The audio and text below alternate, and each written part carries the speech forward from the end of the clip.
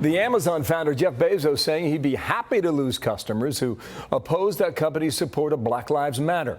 Charles Payne, host of Making Money. Charles Payne, Fox Business Network. How you doing, Charles? Hello to you. I miss you. I'm good. One of these days, we're going to see each other in person again. If you log on to Amazon over the weekend, you would see the statement on behalf of Black Lives Matter. What do you think of the corporate position that has been staked out by Amazon, Charles?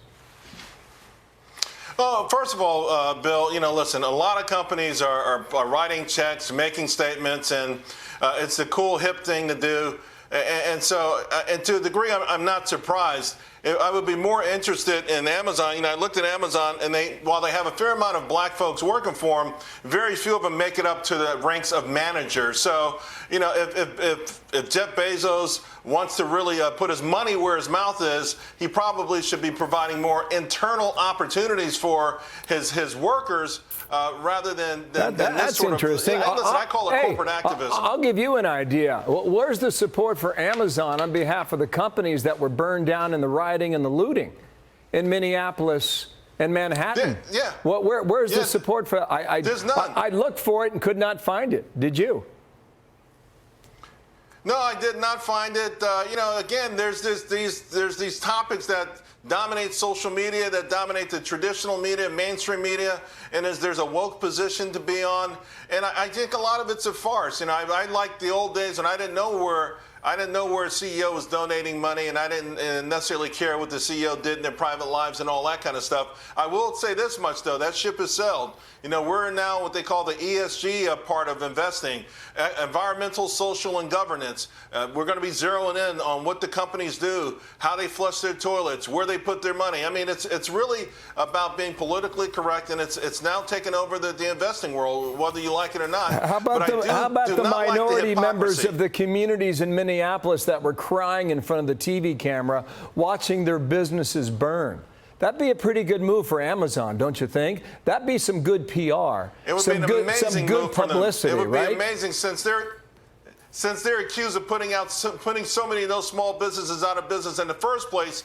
It's a golden opportunity for them to really show some real sympathy for people who are out there working really hard. I'm not saying they're mutually exclusive. You could be for Black Lives Matter, you can be for strong policing, and you could also be for small businesses. Jeff Bezos was in a pickle. His company was revolting against him, and this was sort of, in a case of emergency, break glass. You've got a way to get out of it, So I find it to be just a little disingenuous. I tell you, what I find to be troubling, Charles?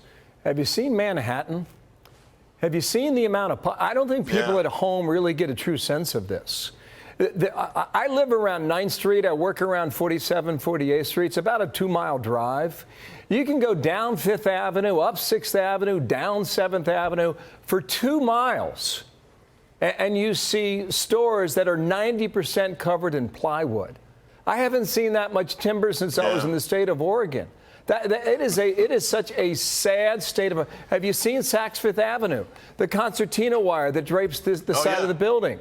The dogs that are on patrol outside. Saks is saying, you're not going to take our store. It will not happen here. I think for people who have been trying to follow this news on a daily basis, if you come to New York and take a look at the city and what it's turned into, I mean, it'll sink your heart, Charles.